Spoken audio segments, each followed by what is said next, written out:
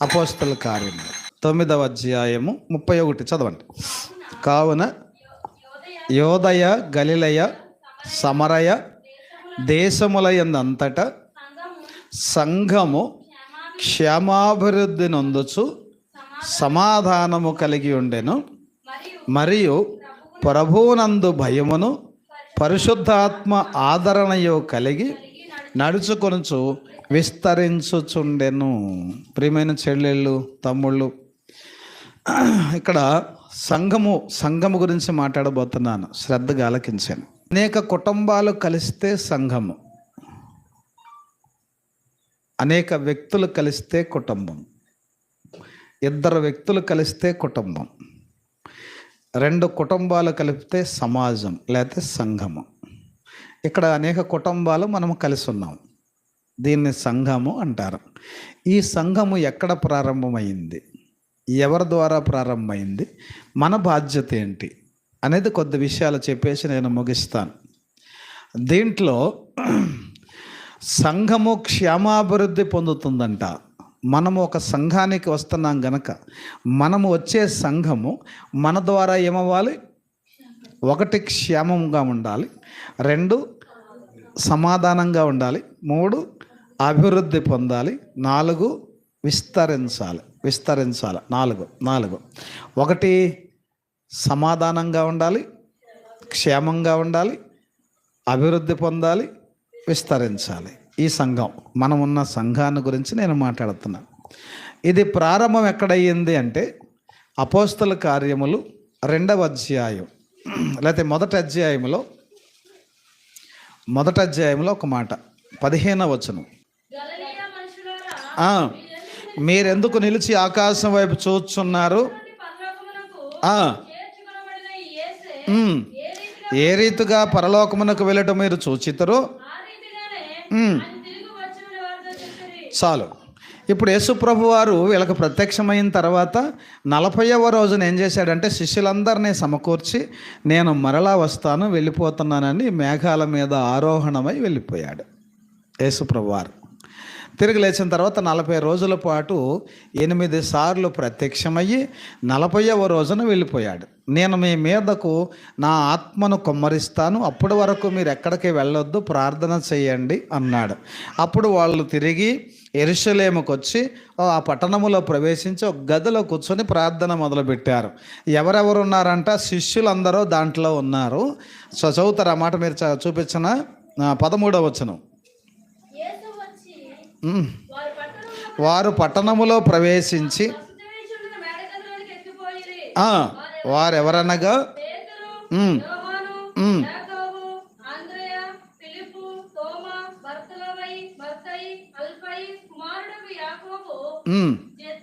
జెలోతే అనబడిన సీమోను,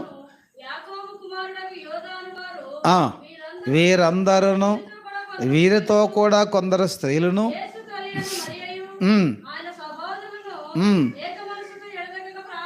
చాలు.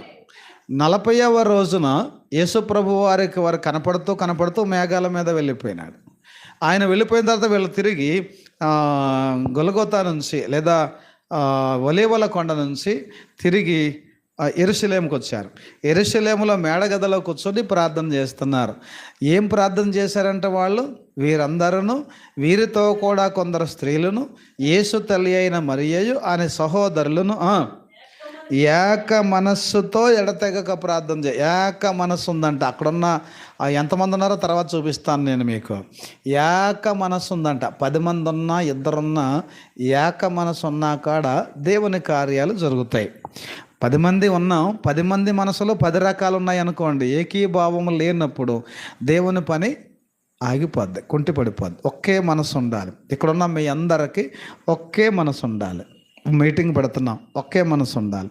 లేదా సువార్తకి వెళ్తున్నాం, ఒకే మనసు. ఏది చేసినా బాప్తిస్మాలు ఒకే మనసు ఉండాలి.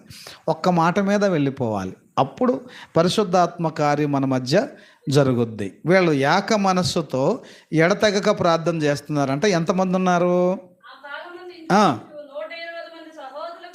120 మంది సహోదరులు. అంటే పురుషులు మాత్రమే 120 మంది ఉన్నారు. మరి ఇప్పుడు స్త్రీలు 1:3 వేసుకోవచ్చు.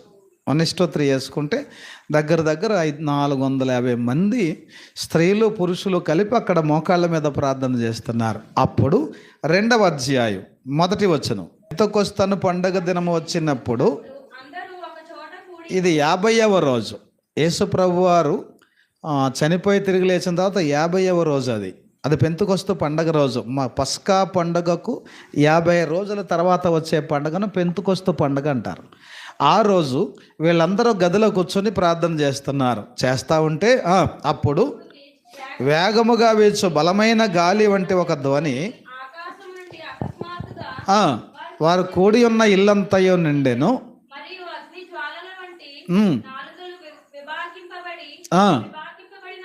వారు కనబడి వారిలో ఒక్కొక్కరి మీద రాలగా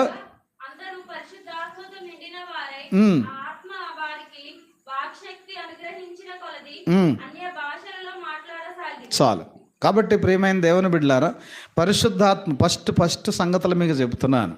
వీళ్ళందరూ 450 మంది కూడుకొని ప్రార్థన చేస్తూ ఉన్నప్పుడు ప్రారంభము పరిశుద్ధాత్ముడు యేసు ప్రభు వారు మహిమ దేహముతో వెళ్ళిపోయాడు. పరిశుద్ధాత్ముడు దిగి రాలేదు. అప్పటికి ఆ 50వ రోజున పెంతెకొస్తు పండగ రోజున వాళ్ళు ప్రార్థన చేస్తూ ఉన్నప్పుడు పరిశుద్ధాత్ముడు వారి మీదకి దిగి వచ్చాడు. ఆ దిగి వచ్చిన తర్వాత పేతురు గారు నిలబడి ప్రసంగం చేయటం మొదలుపెట్టాడు. ఆ ప్రసంగం చేసినప్పుడు ఆయన వాక్యం చెప్తా ఉండగా ఆ వాక్యం విన్నవారు 37వ వచనం, వారు ఆ మాట విని హృదయములో నొచ్చుకొని, సహోదరులారా, పేతురు మీరు మారు మనస్సు పొంది పాపక్షమాపణ నిమిత్తము బాప్తిస్మము పొందుడి.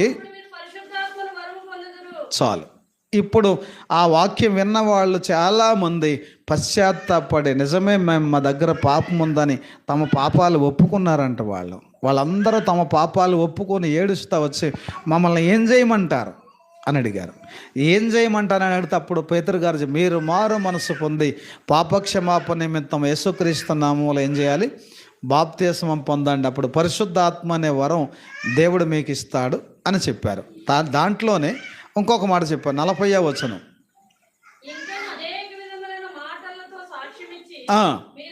మీరు మూర్ఖులకు ఈ తరము వారికి వేరై, అది మూర్ఖులకు ఈ తరము వారికి వేరైపోండి. ఎప్పుడైతే మారు మనసు పొందామో, ఎప్పుడైతే రక్షణ పొందామో, రక్షణ పొందిన వాళ్ళు అంతకు ముందున్న స్నేహాలు మానేయాలి.